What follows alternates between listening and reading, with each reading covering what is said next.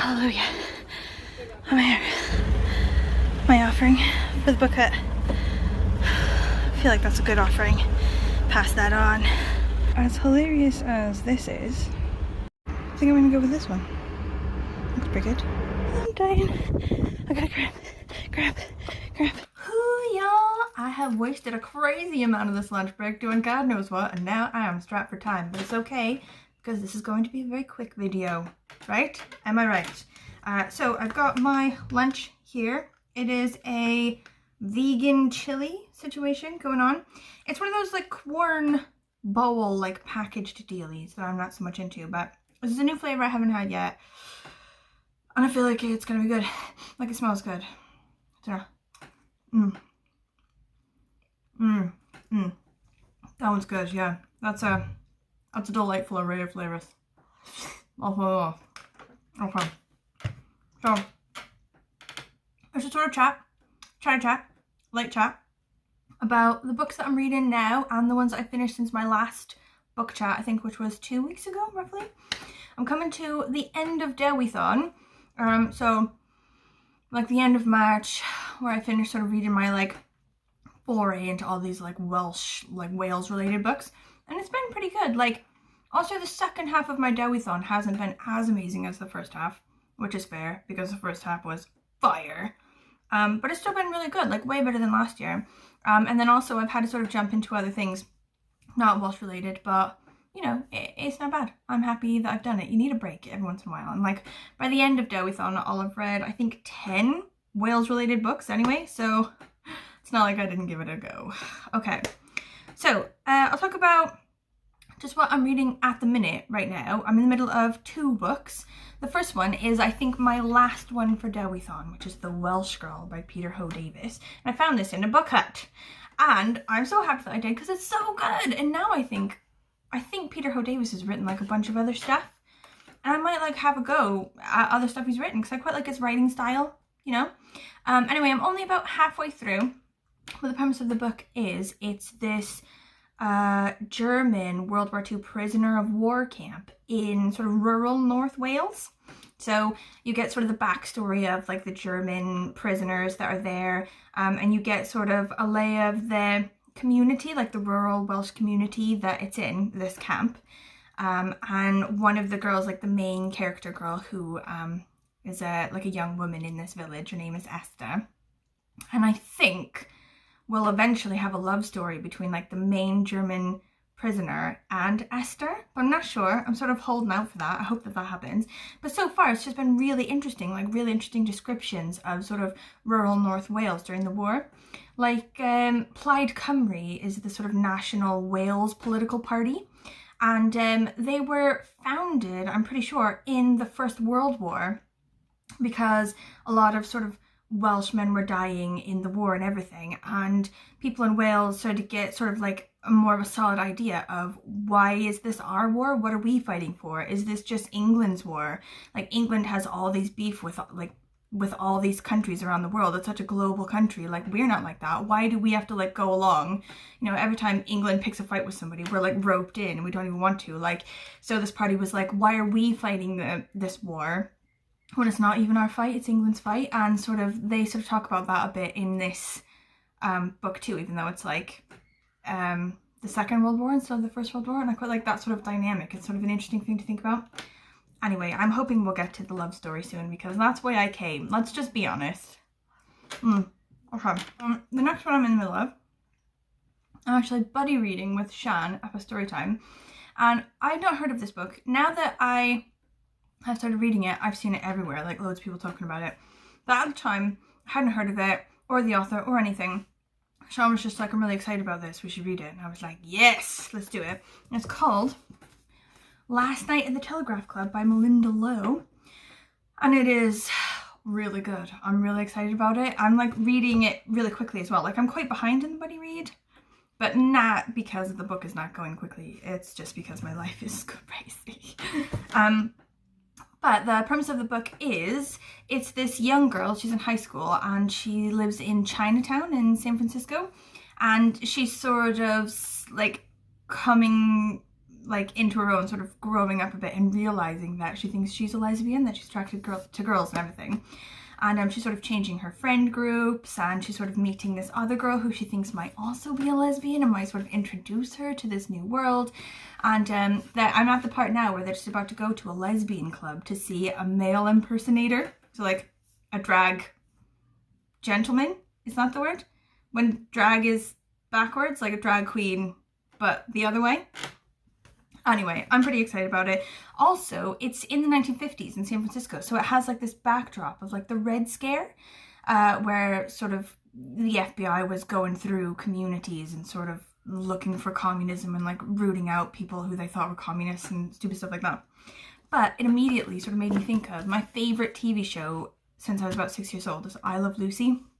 I remember Lucille Ball, like the main actress in that show, was like part of the Red Scare herself. Like they thought she might be a communist, and she had to sort of come out and just like completely say, no, I'm not a communist, I don't have anything to do with communism, communism, blah, in order like to keep her show and to like not be blacklisted in Hollywood. Then I was like, oh yeah, in that show, her husband is like a band leader. So there's all these like nightclubs and stuff in here, like 1950s nightclubs. And her husband in the show is a band leader and like an entertainment director for one of these nightclubs. So it sent me down like a whole like rabbit hole yesterday, looking at all their like old performances and stuff. And like my favorite one is like Cuban Pete, which sounds really bad, but the guy is actually Cuban. So even though it's really passe and like would be racist, I reckon, if like a white guy was doing it, because he's actually Cuban, I feel like it's okay. But then like Lucy's in it as well, and it's just amazing. You should Google it, or I'll put it down. I'll put it down here. Can I do that? I'll put it in the thing and see what happens. But it's so good, and it's like got me in the mood now for like 1950s nightclub reading. So I'm gonna get to that one promptly. Anyway, so the books that I finished are all Delia-thon ones, except for one of them, which I read for my office book club because the meeting is coming up next week. Just first off out the gate, the one that I read for the book club is The Authenticity Project by Clare Pooley. I thought this one was going to be really good. I was pretty excited. I got it for £4 at the grocery store, and I love a bargain, so I was like, yes, this is going to be good. And everyone was reading it in the book club and sort of like putting into the message chat thing like, oh, it's so good. So I had my hopes up really high, and I think that's the problem, really. My hopes got up too high, and then I read it and really disliked it. So I've already given it to the book hut, and it's gone. So somebody else was obviously drawn in by the magic of that book already and has taken it from the book hut. But the idea is that this old guy who has no friends, like he's really like lonely, and he sort of goes days without speaking to anyone, and he's like, oh, something's got to give. So he writes down his story in a notebook. He says, this is like, I'm a widower, this is how I feel, I'm really lonely, blah, blah, blah. And then just leaves it in a cafe. And then someone else comes along and reads that and then adds their story. And someone comes along and like, you know, moves it to a different place and adds their story and blah, blah, blah. And there's like some like social manipulation going on as well. Like someone will read it and go, oh, I know him. Oh, I know what he'll like. And like introduces him to somebody else. And you start to get like a mini sort of community going around the book. Like they start to know each other and they start to help each other out and sort of give each other what the other needs to sort of make their lives better, which is a really nice idea. But in the end, I thought it was quite boring. Like really boring. Nothing really intensely happens that sort of moves anything along. Like nothing shocking happens. Like sometimes there's really intense overreactions about nothing, and I feel like those are put in there so that there will have excitement, you know, like they can't have excited reactions to excitement, so they have to have excited reactions to just pointless things. And I didn't really like the ending either. The ending also hugely let me down. So I'm hoping, so next month we're reading the Crawdads one, like where the Crawdads sing or something like this, like I'll put it up. And I'm holding out my hopes for that one because I think that one will also be really good and then will actually be good instead of really letting me down.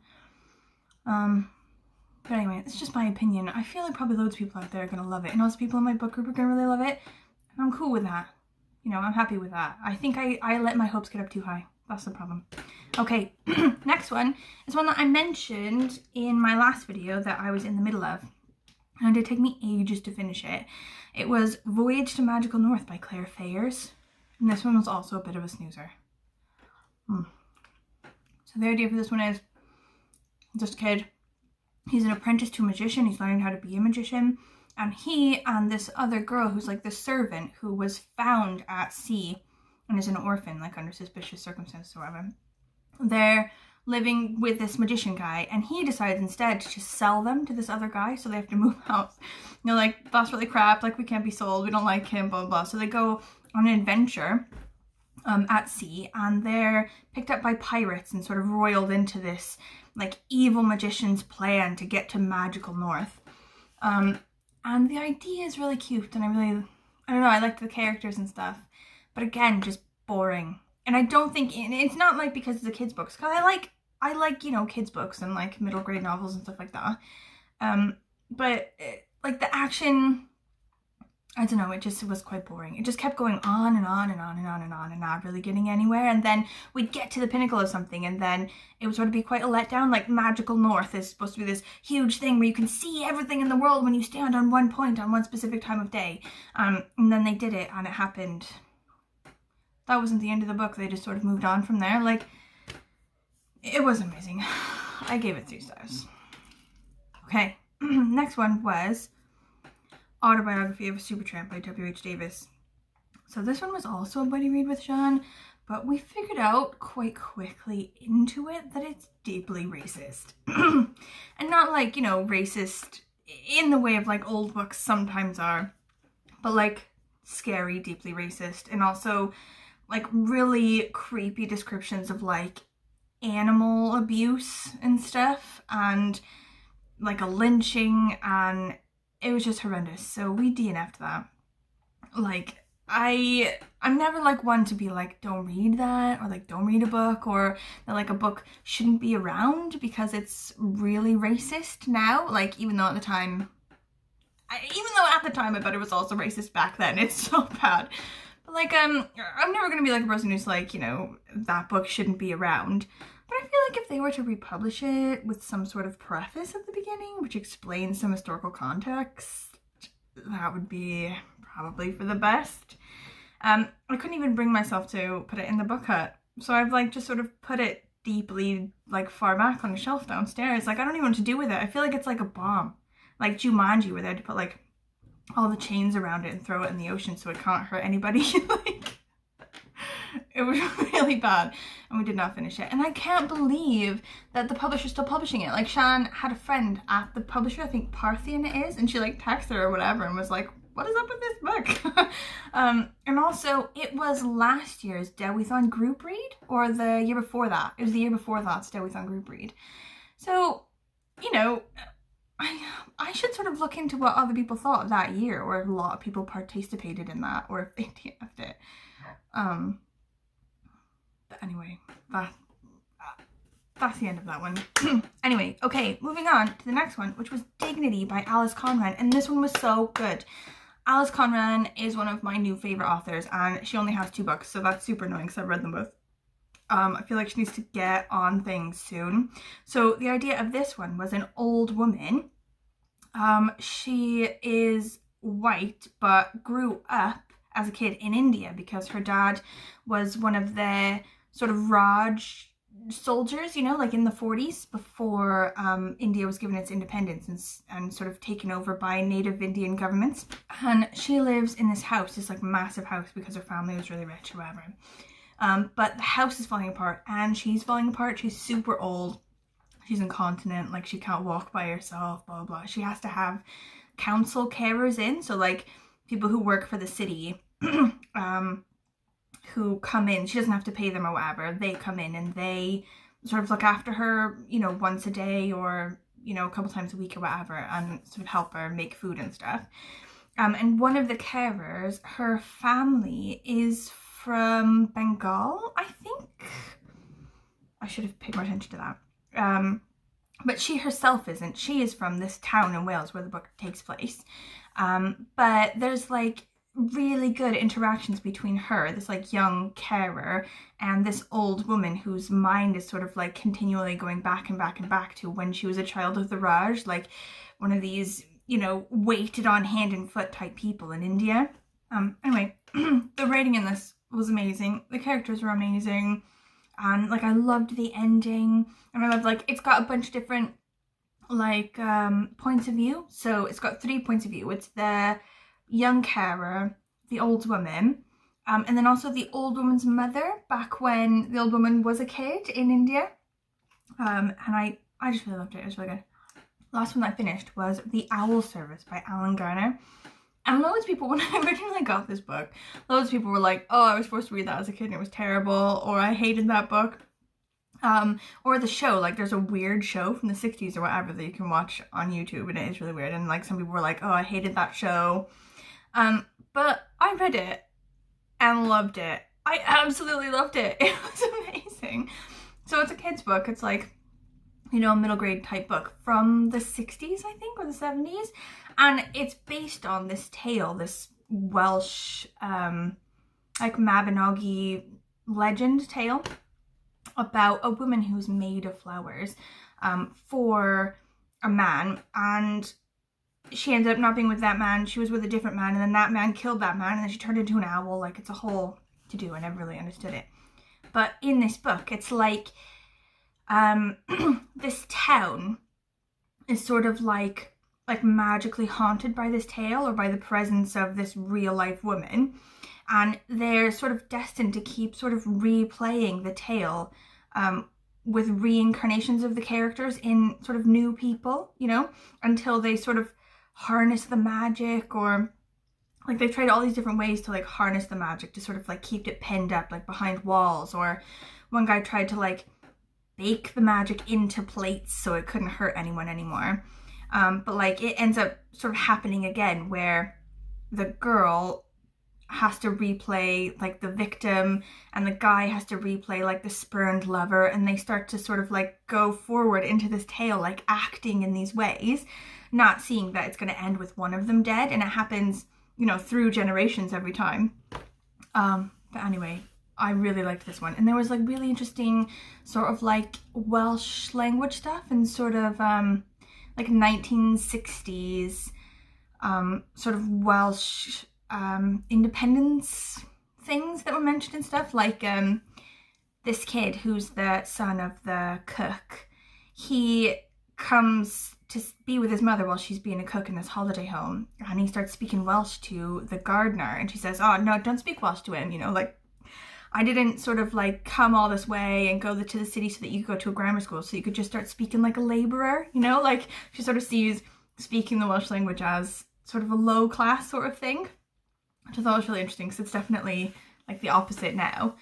And there were a couple things about, yeah, like Welsh independence and sort of a difference in class as well. So the people that were staying in the holiday home were from England and they were quite wealthy, and then sort of like the villagers around them were sort of natively Welsh and were really poor. So it was like a lot of feeling like the rich English people had a lot of like, I don't know, like racist, is that the word? Like ideas toward the sort of poor local Welsh villagers and things like that. And it was really sort of, I don't know, really like 1960s. I don't know. Anyway, I really liked that one. It's really interesting. Anyway, those are all the books that I read that I liked, but I thought I'd just mention a couple things. Firstly, because I had some thoughts about some random other stuff. This is the book that I'm reading with Anwen for story time and bedtime every day. And this is one that she picked out from the store before lockdown, and now she insists that we read it.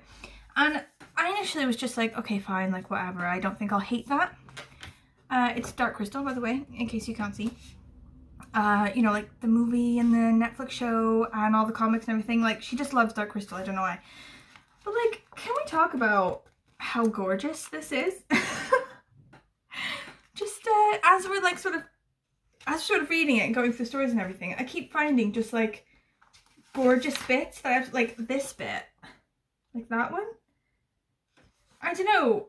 It's just really, like, as it's going through, I'm finding bits and I'm just like, oh, I wish I could like clip that out and put it on my wall, just that bit, because there's like the artwork in here is freaking amazing. Like, look how awesome that is. Anyway, just thought I'd mention that. Also, can we talk about this thing that I found in the book hut the other day? It is the children's Britannica yearbook from the year I was born, 1987. And it has some pretty awesome stuff in here. Like, I haven't gone through it all the way yet, but I feel like it's gonna be amazing. Like, if I find anything particularly amazing, I'll give you an update, but I'm just gonna keep that around. I'm just gonna keep this in my house. I should try to find one from the year Anna was born, and maybe from the year my husband was born, and they can just like live in a set. Anyway, last thing that I'll just mention. So I was reading this one with my kid. It's like the graphic novel version of the Babysitters Club. So I was gonna do middle grade March, you know, like if I had sort of extra like time or whatever, I was thinking of doing it. And one of the prompts is like a book that was published the year you're born or something. I was thinking, oh, I'll read this one because the actual like book of it, not the graphic novel of it, but the book of this, I think was actually published in 1987. It's Dawn and the Impossible 3. But we have the sort of graphic novel. The Spud and I were sort of reading it for bedtime and everything. And it was cute. But I have like a bit of beef with it now after sort of reading it and thinking about it quite a lot. So the general idea, like the problem case, like the big case that happens in this one is that the working mother doesn't take good enough care of her kids. So, okay, fair. Like, she's always running out of the door, like, you know, late for work or late to try to find a job, and she keeps messing up, like, the custody days with her husband or whatever. Like, okay, she's flighty. There. But is she flighty because she's flighty and doesn't care about her kids? Or has she been made flighty by the author who feels that working moms can't actually, like, mother their children properly? Do you know what I mean? Like, of course she's flighty. She can't do both, being a career woman and getting a job and managing her, like, divorcee problems and be an appropriate mom, you know? And then, like, Christy, the babysitter, has to, like, make up for all of her shortcomings and then has to have, like, a strong talking to with her about, you know, she can't babysit for her anymore because it's impossible for her to do her job when the mom won't do her job properly. She didn't tell her about her allergies or blah, blah, blah. Like, first of all, the mother character, I think, was, like, made to be a worse mother simply because it's, like, saying something about working moms in general. So I know this from the 80s. But still, come on. This is bullshit. Like, I'm so fucked off with this now. I keep thinking of it and just thinking, how are we supposed to live in this life and pay for things and not have jobs, you know? Are we just supposed to have jobs or kids? That's stupid.